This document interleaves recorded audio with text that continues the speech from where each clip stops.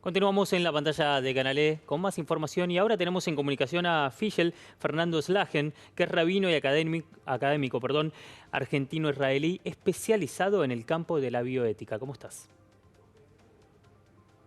Hola Martín, buenas tardes, muchas gracias por comunicarse. Un gusto. Gracias por sumarte a la pantalla de Canal E para analizar diferentes cuestiones políticas y vincularlas a la religión, teniendo en cuenta cómo involucrar a la religión en un discurso político puede generar algo, algún tipo de movimiento. ¿Cuál es esa mirada que tenés? Sí, a ver, es una muy buena pregunta, más en Argentina y en estos últimos tiempos, porque, a ver, si bien Argentina y según las últimas encuestas es un país donde más del 80% de la población se declara creyente o en general perteneciente a un culto determinado, en los últimos años, ¿no? Podríamos decir en las últimas 2 décadas, hubo una creciente tendencia deliberada a la invisibilización de lo religioso, manifiesta en la indiferencia o en la desconsideración, cuando incluso no detrimento de la dimensión espiritual y por sobre todo de la dimensión de Dios en todos los órdenes, por diferentes factores. El más importante es un factor ideológico, ¿no es cierto? Entonces, yo entiendo este aspecto rupturista de el nuevo presidente cuando hace manifestación expresa, ¿no? En cada oportunidad que puede, de su afinidad con lo religioso, con lo espiritual, ¿no es cierto? Ahora, y eso lo celebro, la verdad que celebro que tengamos un presidente que tenga inquietudes espirituales, porque eso también comanda ciertas acciones éticas, ¿no? Debería comandar ciertas acciones éticas. Pero otra cosa es cuando yo me refiero en un artículo que publicó un periódico hoy, que es el uso de la religión en el discurso político, Sí. que si bien es una práctica arraigada desde la antigüedad hasta lo contemporáneo, es muy peligroso porque generalmente los políticos hacen uso de la religión desde lo cultural porque saben que hay una importante fuente de identidad y es un factor muy poderoso en la formación de valores y de creencias y les concede una capacidad para influir en la personalidad de un grupo social y en la participación política muy fuerte. Desde lo sociológico también se sabe que la religión actúa como un factor unificador en la sociedad porque proporciona un conjunto compartido de valores y símbolos.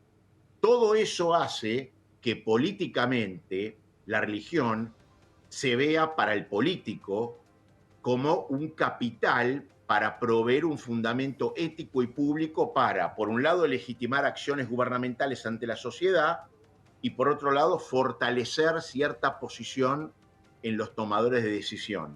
Y esto es muy importante y es muy importante evitarlo porque tal como hay un libro de Emilio Gentile que habla justamente sobre la religión en el discurso político cuando asume características religiosas, especialmente en sistemas totalitarios o en regímenes con líderes carismáticos, Sí. refiriéndose a los populismos latinoamericanos, presentándose como figuras mesiánicas, como figuras proféticas, utilizando metáforas religiosas para consolidar su poder y su legitimidad. Ahí está la peligrosidad.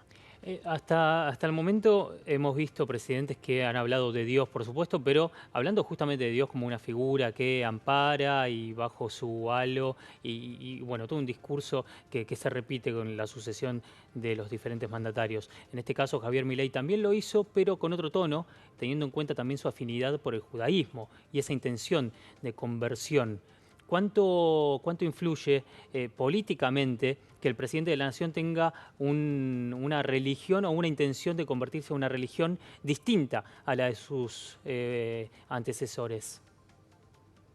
Yo creo que políticamente eso no tiene ningún tipo de influencia porque no es que él viene de una religión minoritaria y predica que tiene una afinidad y digamos, orientación o su tendencia a una conversión hacia una religión mayoritaria. En este caso es al revés, ¿no es Sí, cierto? sí.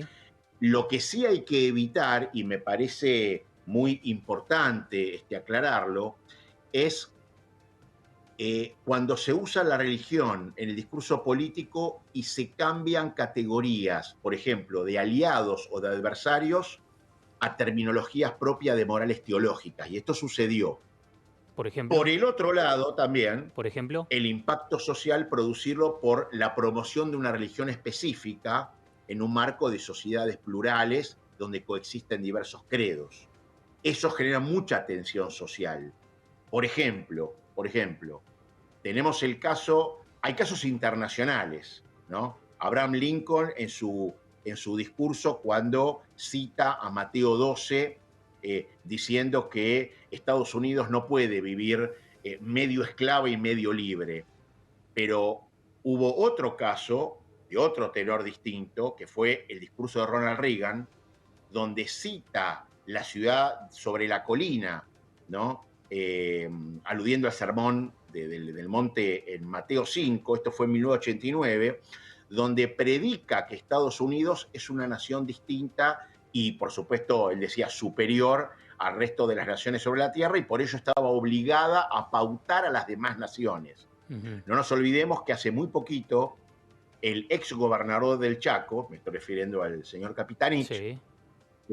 él había utilizado, había parafraseado la conocida parábola de la oveja perdida en Lucas 15, denominando en su discurso justos a sus propios votantes y pecadores a los opositores, instando a sus seguidores a convertir a los opositores. Claro, claro. Esas cosas hay que evitar. Ujú. O, por Eh, ejemplo, la famosa frase que lo han dicho, creo que no quedó político que no lo haya dicho, que es una frase parafraseada de Apocalipsis 3, que habla de que Dios vomita a los tibios. Esas cuestiones hay que tener mucho cuidado en evitarlas por parte de los políticos y por parte de los clérigos también.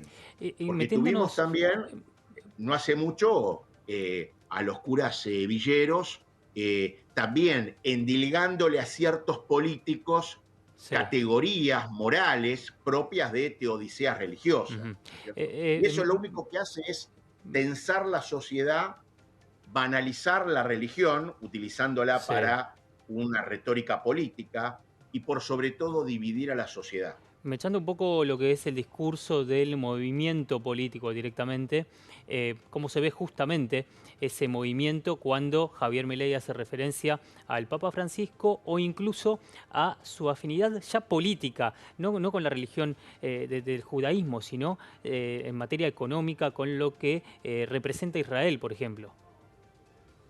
Bueno, en esas cuestiones hay que tener cuidado, porque precisamente y particularmente en ese caso, y usted lo dice muy bien, eh, cuando se trata de religiones minoritarias, es muy fácil, y la historia así lo ha demostrado, hay mucha bibliografía al respecto, que es muy fácil que se asocien determinadas ideologías políticas o económicas, y más aún cuando fracasan, a ciertas tradiciones religiosas que dicen los líderes estar inspirados para esas ideologías políticas y Claro. económicas. Y eso conduce a segregación, discriminación, persecuciones. Lo hemos vivido a través de todo el siglo XX. Por eso, cuando yo hablo de eh, el uso por parte de los políticos de cuestiones religiosas para fundamentar, argumentar o azuzar, ¿no es cierto?, sus propias ideologías, así como también los clérigos que usan su condición y su discurso religioso para imprimirle un carácter político, esas cuestiones deberían estar vedadas en la sociedad, Bien. porque lo único que han traído históricamente fueron tragedias, por más que, y por supuesto yo esto abogo por la interpelación activa de la religión en el pensamiento y la acción política como una oposición crónica a todo gobierno, pero lo que yo me refiero es justamente básicamente a la utilización con fines Se ideológicos entendió, sí, políticos, sí. desnaturalizando la religión, porque aparte lo que hace es alienar a los que comparten ese credo, a los que no los comparten, extrema posiciones, Ujú. aumenta hostilidad social y no solamente banaliza la religión, sino que uno puede ver a lo largo de la historia que los políticos que generalmente han usado el discurso religioso, las metáforas religiosas, Sí, generalmente no eran religiosos, sino que justamente no eran practicantes y lo usan con fines netamente políticos. Y exactamente. esto le cabe a los dos, a los políticos y a los clérigos. Total, total. Gracias por el tiempo, es muy interesante. Podemos continuar la charla la próxima semana, si le parece. Gracias por el tiempo. Muchísimas gracias a ustedes. Que tengan un feliz año. Igualmente, hasta la próxima. Vamos a seguir en la pantalla de Canal E con más información.